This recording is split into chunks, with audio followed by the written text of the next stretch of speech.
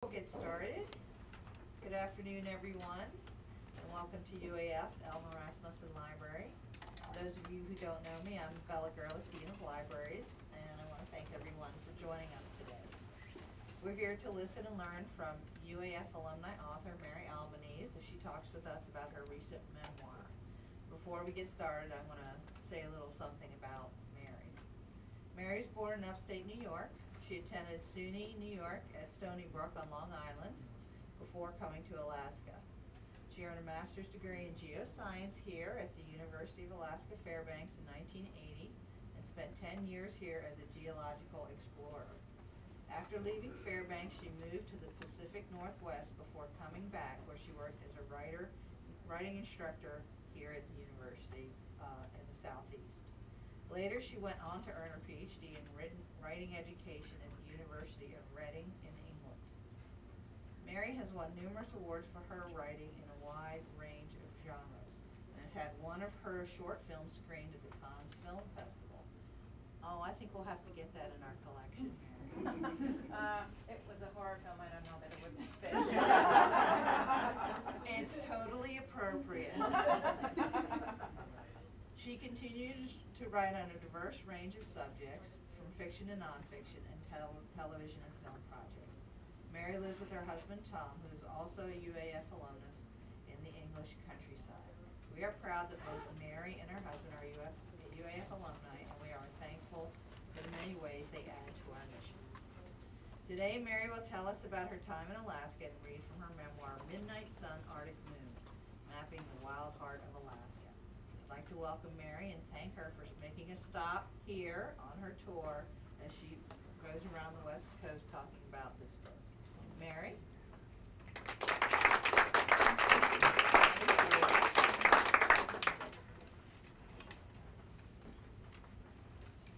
I will start with a short reading from the beginning of the book.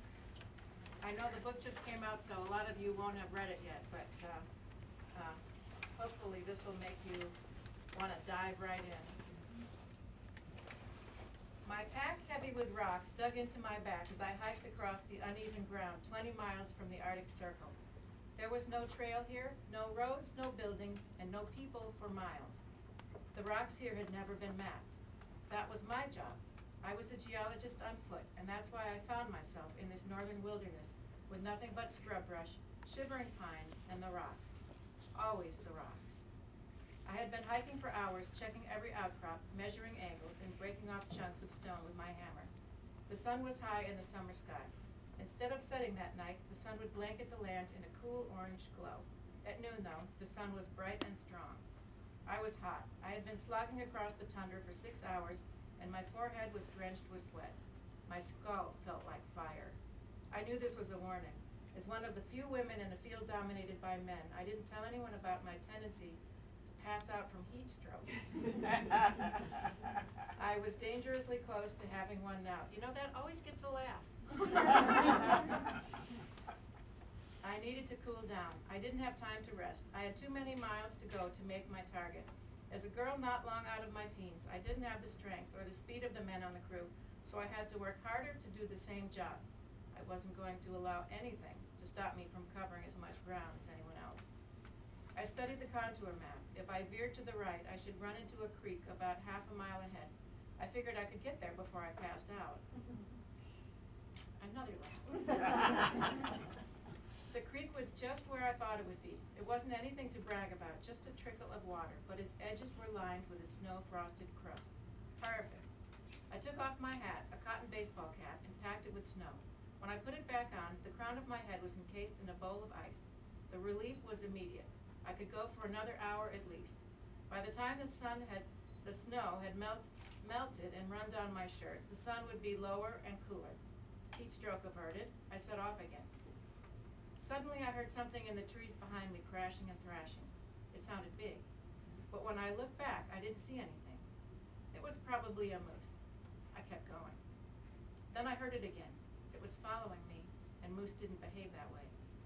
It was less than 100 feet away when it emerged from behind a tree, a black bear lumbering towards me. The bear's head looked small. This wasn't good. In the tundra, it's hard to judge size from a distance, but with a bear, the rule of thumb is small head means big body. This bear had a pinhead, telling me that its body had to be huge, a fully grown adult. I couldn't outrun it, couldn't outclimb it. I was no match at all. Without stopping, I pulled out my radio, a black state-of-the-art walkie-talkie the size of a quart bottle of milk and just as heavy. It was the best equipment there was, unable to transmit several miles in a straight line. Unfortunately, out here in the mountains and the gullies, not much was straight. "This is Mary," I spoke into the walkie-talkie. "Mike, are you there?" Chopper Mike, as we called our helicopter pilot, would be parked in these hills somewhere. Calm and steady, he listened to his radio for any signs of trouble. But with 5 of us out in the field, working as far as 10 miles apart, Mike could be 50 miles away. No reply. Chopper Mike was out of range. "Can anyone hear me?" I said, hoping to relay the message. Still no answer. "This is Mary," I said. "If anyone gets this, tell Mike I need a pickup, now." I shoved the radio back into my pack and went on, moving as fast as I dared, willing myself not to sweat. I had heard that bears can smell fear and had spent enough time with the animals on the farm to believe this was most likely true. If I could convince this bear that I wasn't afraid, maybe it would wander off. No such luck. It kept coming closer every minute. This was a black bear, smaller than a grizzly, but capable of tearing a person apart. I could see this one was looking for trouble. I would have to face it. Not long before, another field geologist had come across a black bear like this. She was unarmed because her boss didn't believe in guns, so when the bear came at her, she had no defense. She decided to play dead, having heard that if you played dead, the bear might lose interest. This probably saved her life. Still, before he lost interest, the bear tossed her around like a rag doll, ripping her arms out of their sockets, one after the other. This wasn't going to happen to me. I pulled out the new blue steel .44 Magnum pistol I had gotten for my birthday. Not a gift I would have been given if I had stayed in New York State to teach science in a comfortable high school. I had abandoned that goal long ago, although it looked mighty attractive right now. How had I ended up here, staring down a stubby 4-inch gun barrel at an oncoming bear? My Magnum was the biggest pistol made. Still, it was just a handgun, reminding me of the endless debates I had heard in the bars back in Fairbanks. Would a pistol, any pistol, have sufficient firepower to drop a charging bear?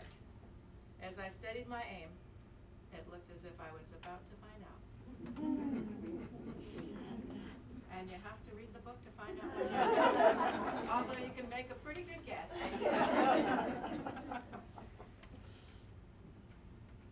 I've got some slides from the book, and I'm going to try to do the trailer first if I can. Okay, you want me to? If you do that. The one good thing about making movies is that I've been able to make little movie clips for the book. Like you have a film trailer for a movie, these are book trailers. First one? Yeah, this one.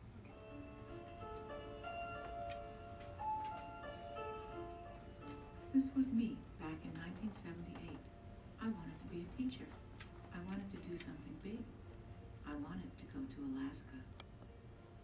I applied to every school in that sprawling state, but I didn't get one job. Apparently, New Yorkers had a reputation for making very bad Alaskans.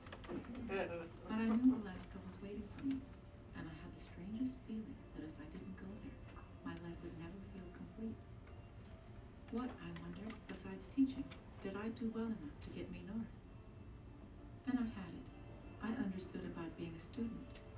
So instead of being a teacher, I became a student again and headed to the University of Alaska, where they had an advanced degree program for teachers. With my one-way ticket, I arrived in Fairbanks, the golden heart of Alaska. I saw cabbages as big as dishwashers, and the sun glowing at midnight like an egg yolk smattered across the horizon. And on a chance trip to the Arctic Brooks Range, I found fossils that had never been discovered there that proved the soaring mountains had once been under the sea. I was hooked. Forget about teaching, I was going to become an Arctic geologic explorer. After all, if at first you don't succeed, try something that's harder. So I became a geologist.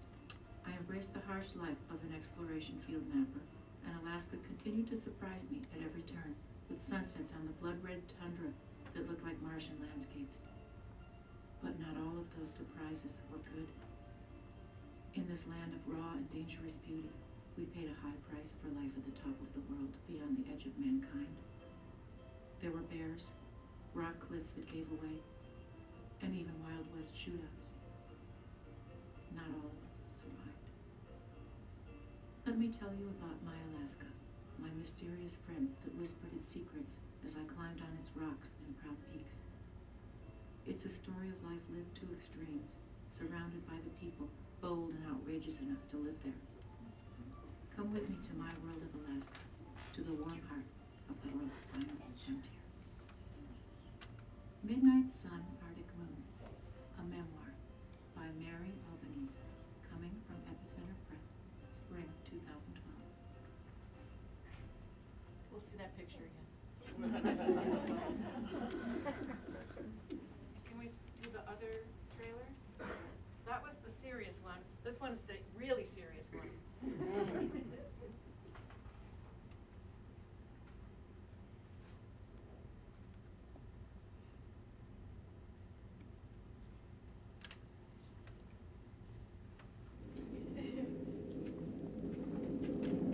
In the far north of Alaska, man and beast work together to tame the elements.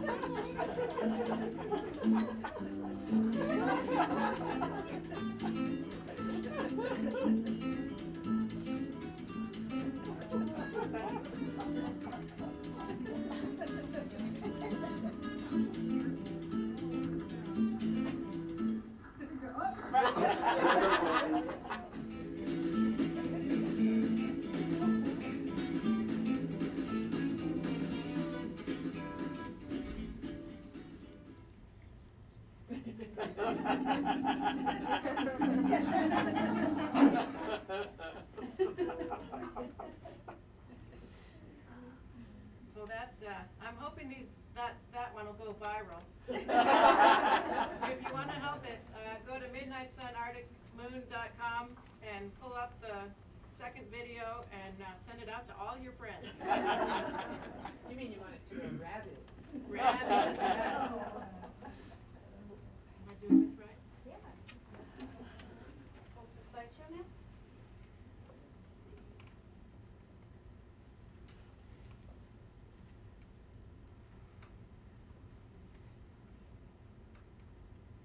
So now I'm going to go through the pictures in the book and talk a little about the good ones. Have to hit the Okay. arrow key over. This was the original cover. This is the new cover. They went to this because they sent us out to booksellers and they said, we can't tell that it's Alaska. It could be backpacking in Europe. So they put a more Alaska sort of cover on it.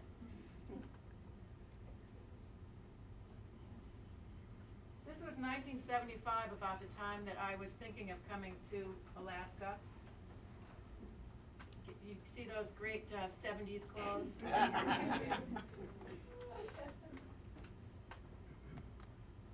This was the kind of picture that hooked me on Alaska.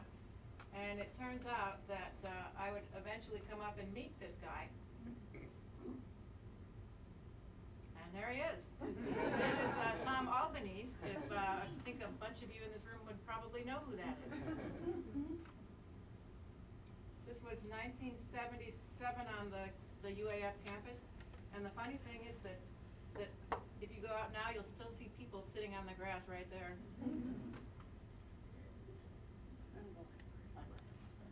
More UAF campus pictures. That's Yvonne Grace. Change her name now, but that's Yvonne Grace. And who is this? Sabra. This is Sabra. Sabra. Yep. Sabra Reed. Yeah. This was one of my first dates with Tom Albanese. We went up Panorama Peak. It was nice and easy going up at first, And he said, if you slip, it's okay, you just click in with your rock hammer and you'll slide and slow yourself down and it's no problem. So we climbed and climbed and climbed, and at late in the day, he said, we need to go back down. I said, I thought we just slide down with the hammer. And he said, don't do that here. If you do that here, you'll die. So I decided right then and there that was the end of my ice climbing career.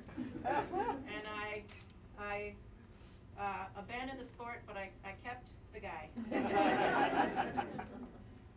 Still not happy on Panorama Peak.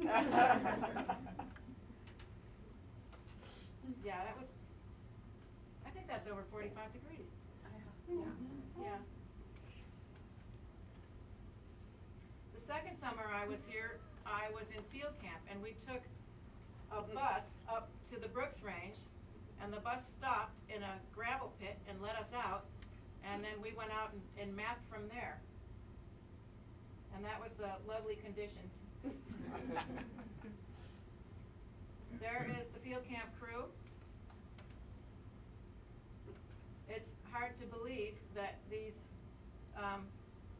idiots here mapped huge chunks of the state. And it was, the great thing about Alaska was it was the kind of place that you could come up here as a young person in your early 20s and do something amazing and put your name on the map. And we did. Even in field camp, that we went to a place that hadn't been mapped, and our name is on the map. What is that? What is that? Yeah, what name? Mary Albanese, Yvonne Grace, all of our names, because we went out and did mapping.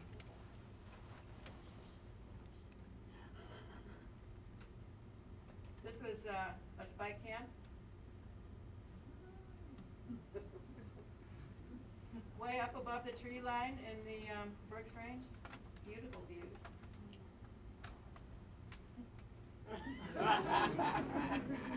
We went up to Prudhoe Bay, and from there, of course, every place is south. And every 20 minutes on the Hall Road, the bus would look like that, completely dusted over. Even your glasses would dust over. And I remember as we went up, the first 20 minutes, all of a sudden it started getting darker and darker and darker. And I thought, what's going on here? The sun isn't supposed to set tonight. And it was my glasses filling up with contrast.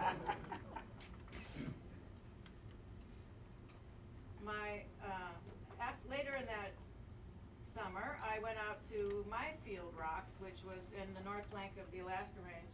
I'm standing on some basalt chunks that had been blown up out of an explosion pit. This is called a MAR, M-A-A-R, and this was in the north side of the Alaska Range in a place called Buzzard Creek. And this is the explosion. You can see what happened. The liquid magma came down from below, and when it hit the water table, it exploded. It usually leaves a nice little lake pond where the water table is. And you see this ejector rim around the edges. This is a mountain that we had to come from behind and climb down and over and drop in. Here I am in my field gear with my shotgun. I used that shotgun for 4 years until it broke. I literally wore it out, dragging it through the brush. I didn't think you could wear a shotgun out, but you can. This is my brother sitting on the food barrel. Except for that barrel of food he's on, we've carried everything else in, including that magnetometer. The packs were, on a typical day, they were between 40 to 60 pounds without the rocks. Packing in, it would be more, because you would have your gear and supplies for the 2 weeks. But we were lucky that we were able to drop off the food barrel, so at least we didn't have to bring that in too. I had a different field assistant that was supposed to be my assistant that summer, but in the Brooks Range, we had I had done a little trial run, and I brought in enough food for 2 of me, and I didn't realize that the guys ate more food. So we ran out of food real early, and when we got back, the rumor was out that I had starved this poor guy, and it's true. So I couldn't get a field assistant after that, so I had to import my brother from New York.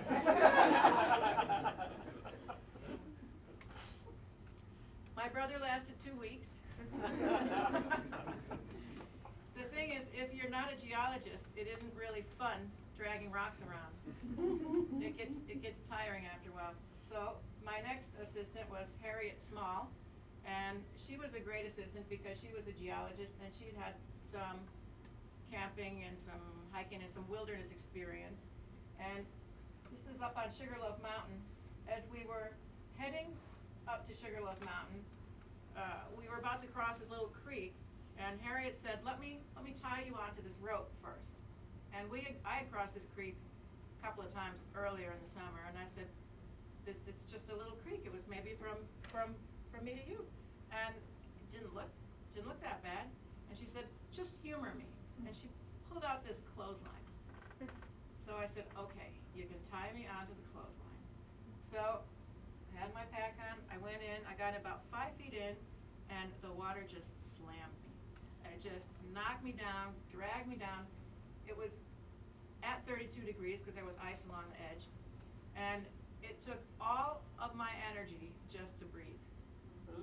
There was no swimming possible. I had been in life saving, I had been a captain of a swim team. None of that does any good if you can't move. So she fished me out with the clothesline.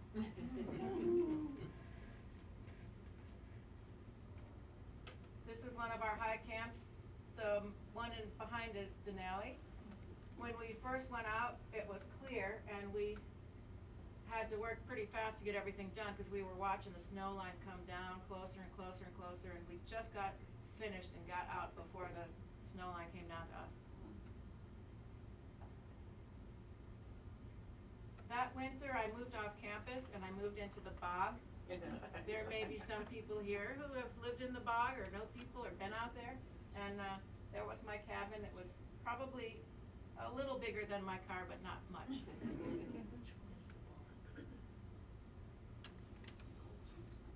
This was Tom's graduation in 1979. Tom, about a month before the graduation, he said, I've got an idea. My mother's coming up for the graduation. Why don't we save her a trip and get married? The most romantic proposal of all. The day after his graduation, I had my comprehensive exams.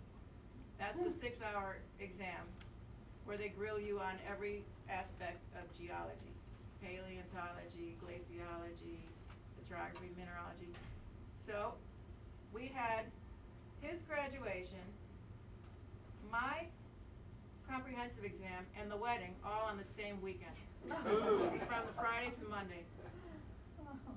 And actually, I would recommend that because I didn't have time to worry about any of them. This was when UAF had the graduation on campus. There's Tom with his mom and his sister. Esther Dome, the wedding at the Ullerhaven.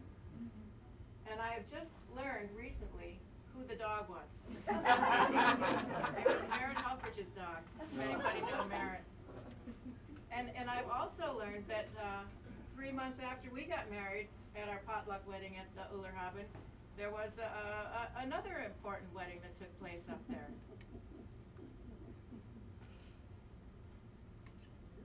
This was the inside of the Ullerhaven.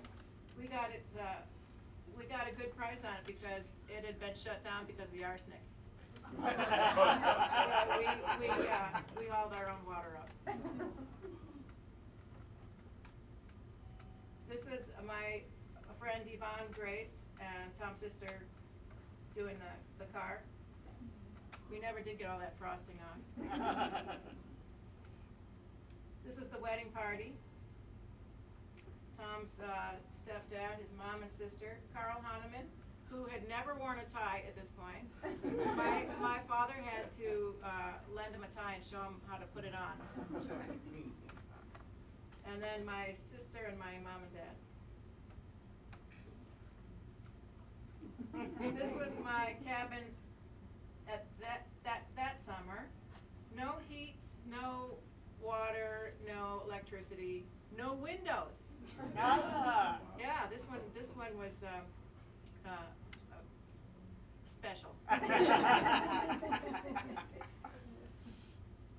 was that summer.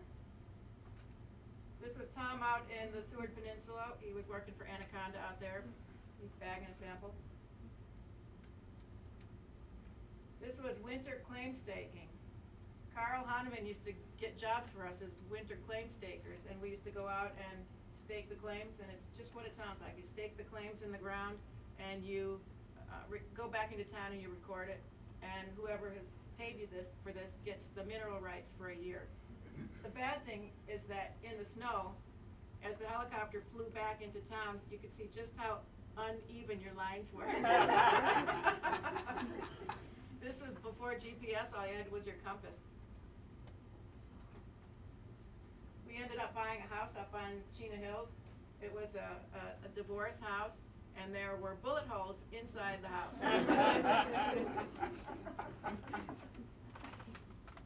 That was the inside after we got it all fixed up.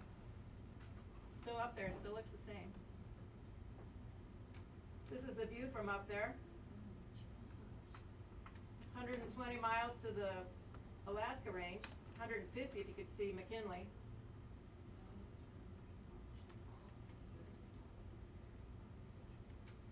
One year I worked for the Bureau of Mines, and I ran a program mapping evaporite deposits. This was up in the Circle area, and we would fly in a float plane, land where we could, and then go out to the salt deposits, not necessarily table salt, but trona and potash, and drill with a hand auger to see how deep it was. The good thing about mapping evaporite deposits was that there was only 3 questions that mattered: how wide, how deep, and how pure. Nice, simple geology. As you can see from this picture, it wasn't very deep. It was just a surface crust. So unfortunately, these deposits were never economic. This is the old Nebezna mine. Tom ran an operation down there reworking the old tailings to see if they could pull more gold out. And they couldn't. The old miners got it all. This is the car coming out of the Nebezna Mine Road. When I show this down in the lower 48, they're real impressed that this is the 1st of September. Up here, maybe not so impressive. This is Jeff Klein out in Hatcher Pass at one of the old mine heads. Jeff Klein worked for the State Geologic Survey, and that's where I went after the Bureau of Mines. He had broken his back twice in the line of duty. This was out in the Livengood camp. Tom Smith came and joined the State Geologic Survey. He decided that we were going to do big scale mapping, and we did. We had a whole team of geologists and went out and did mapped big areas. That was a pretty exciting program. This is a typical weather for Livengood.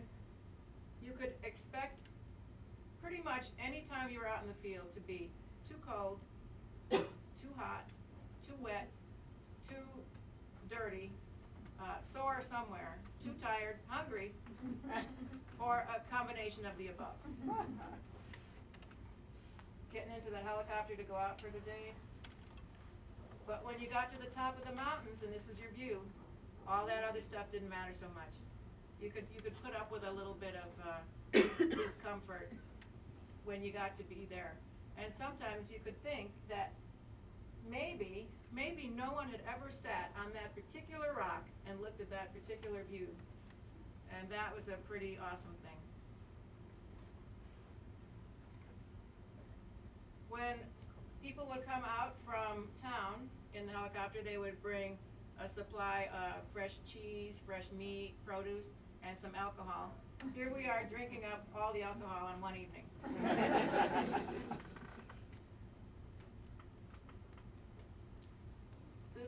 down in Farewell. This was the kind of pickup we usually would have at the end of the day. We had a really good helicopter pilot, Chopper Mike, and he could get into some pretty tight places. Sometimes he'd have to come in on the toes of the helicopter's skid, sometimes on one side. And when he did that, what you'd have to do is, as you were getting on the skid, you'd have to watch him, and he would watch you and make the shifts in the controls to adjust for your movements. And any imbalancing could tip the helicopter, and the rotors would crash into the mountains and crash. So it was pretty tricky stuff. And we had this unspoken rule that you never said anything about how scary it was until the helicopter was back in the camp on the ground. And then everybody would start talking at once. Did you see that? Did you see that pickup? I can't believe he picked it up. Everybody all at once, but nothing in the air. This is what we did, measure the angles. This is not an iPad. This is a metal map case, and inside is a map, probably right in the rain paper. And the colors, we would just figure out what the rocks were and put that color on the map. Somebody asked me if they do this from the air now. You still have to be on the ground because you have to crack the rock open to see what it's like inside. You can never do this from the air because the eroding, the lichens on it, it all looks different until you crack it open. So the good thing is that they will always need geologists on the ground to check the rocks. What's the importance of measuring the angle? Well, you need to know if you got a bed coming in like this, you need to know where it's going. If it's coming in like this, you can expect it down here unless it's folded back up. So it tells you where that rock layer is going. Sometimes you can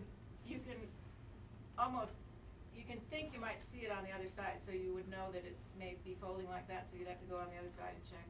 But you have to think three-dimensionally when you think about rocks and figure out how to get that three-dimensional image put onto a two-dimensional paper. And when you put the angles on it, it kind of helps you do that. Oh, this was north of Anchorage. This is me and Yvonne Grace. And she liked that view so much that she moved there, and she still lives there. Sometimes we would get down from the claim staking jobs on skis, and I couldn't ski, so they brought me in a toboggan.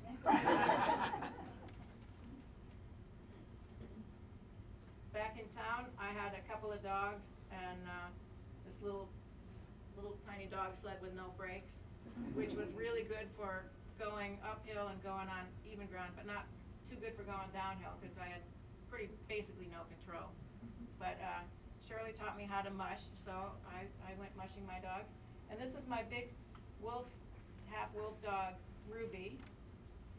And she was a very good puller, and she had one other really good trait, really good quality that Ruby could do that no other dog I've ever had could do. She could guard my bunny slippers. Nobody got near my bunny slippers.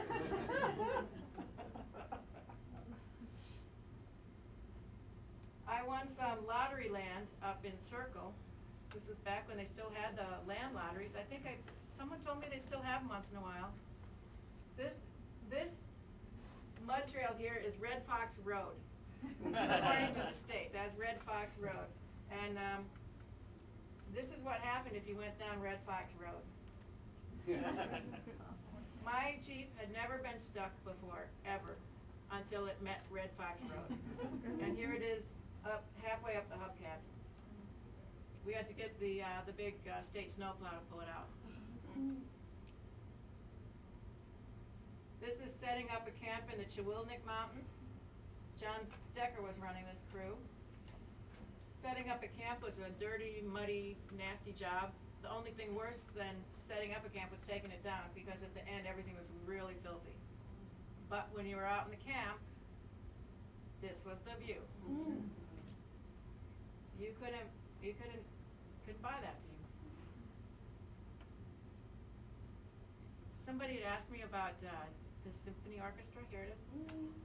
So this is what the kinds of things we got up to in the winter when we weren't mapping rocks. This was one of those charity auctions where somebody dared me to conduct the symphony orchestra, and I did. And glad it's done, because I wouldn't want to do that again. The first time, the first rehearsal was just awful. The violins want to run away with the whole thing, and the percussions really want to wait to come in for you. So you gotta. It was like running a dog sled team, because you got the ones that want to go fast and the ones that want to go slow, and you got to keep them all going at the same pace. This was the Alaska Miners Ball. We were dressed up like dance hall girls.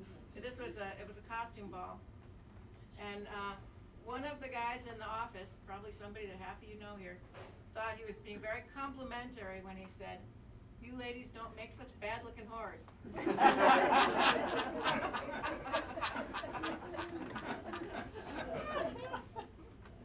That's Shirley there, and That's all right. me, and Shirley and me. Nobody else in this room. This is my 74-pound king salmon from Kenai River. 45 minutes to bring it in. We had just gone out and we just dropped our lines, and I got it right away, so I thought this was no big deal. It wasn't until we came in and the kids along the bank were running along the boat that I realized it was a big fish.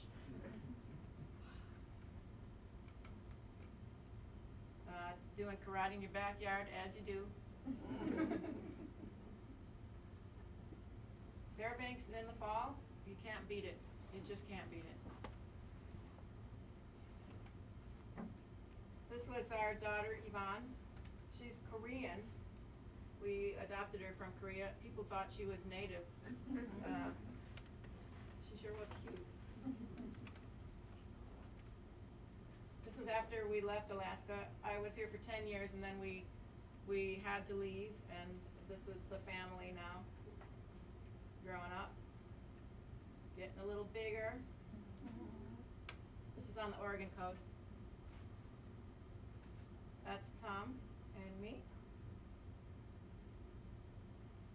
And we got the chance to move back to Alaska after 7 years in Oregon. And this is down in Juneau. And I wasn't sure if coming to Juneau would be anything like Fairbanks, because it was 1,000 miles away and a very different place. But it did feel like coming home. This was from this picture was taken for the mining conference in Juneau in 1995. The Alaska Miners Association had a calendar that year, and I was Miss April. And that's it. Does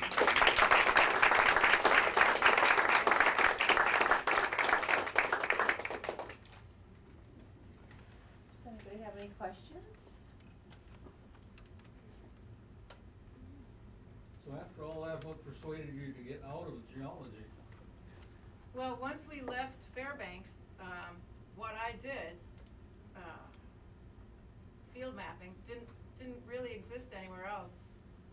Every other place down in Oregon had already been mapped, and they didn't need anybody to go in and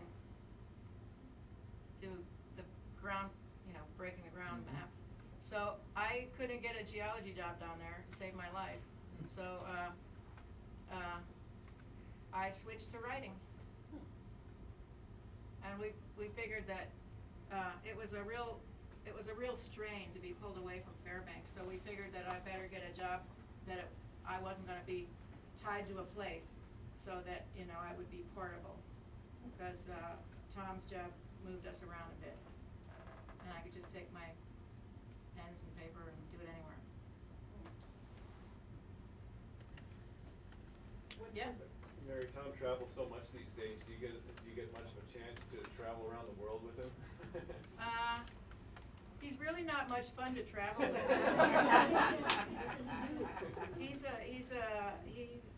He works for Rio Tinto. It's the second or third largest mining company in the world, and he's the CEO. So he's very busy. I go maybe twice a year with him.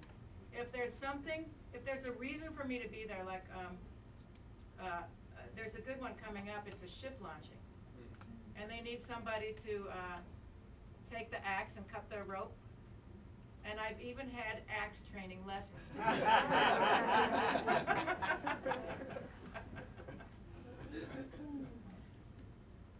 Somebody else had a question?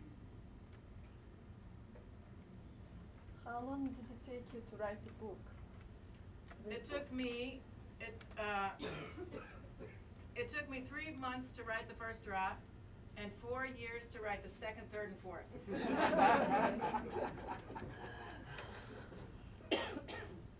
Yeah? So out of all the things written about, what is the fondest thing that you've written about in the book, or your fondest memory? Oh, gosh.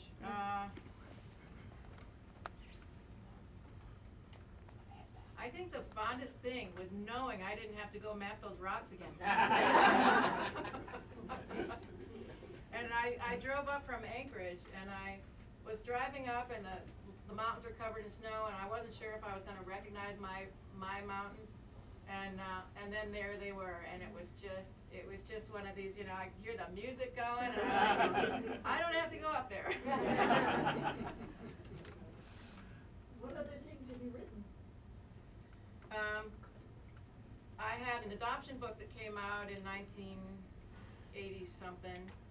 I've got a bunch of manuscripts that I'm shopping around, fiction. I've got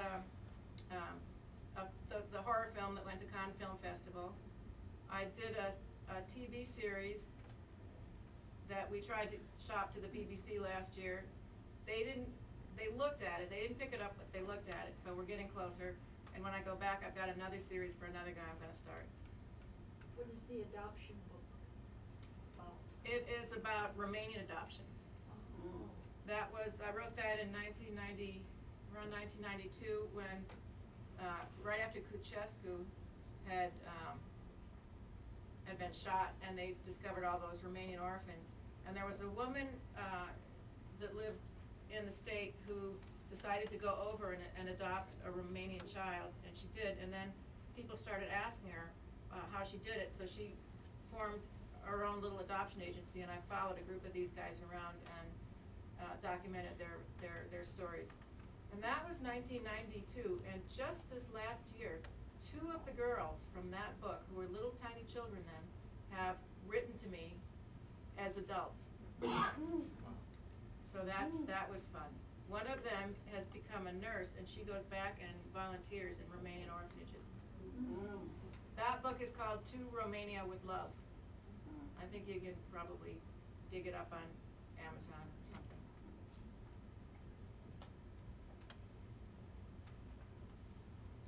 Anything else? Well, we have copies of Mary's book up here, which you can purchase, or if you have one of your own, Mary will be happy to sign it for us and stay for some punch and cookies. So thank you all for coming. Thank you, Mary.